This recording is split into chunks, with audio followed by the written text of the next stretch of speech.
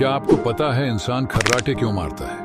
आइए जानते हैं। जब आप सो रहे होते हैं तो आपके गले की मांसपेशियां इतनी ढीली हो जाती हैं कि आपकी सांस की नली तंग हो जाती है। जैसे जैसे आप सांस लेते और छोड़ते हैं, हवा आपके तंग गले से नीचे जाने में बाधा उत्पन्न करती है। जब आपका शरीर हवा को नीचे धकेलता है तो ये आपके गले के ढीले टिश्यू में कंपन पैदा करता है। इससे खर्राटों की आवाज पैदा होती है।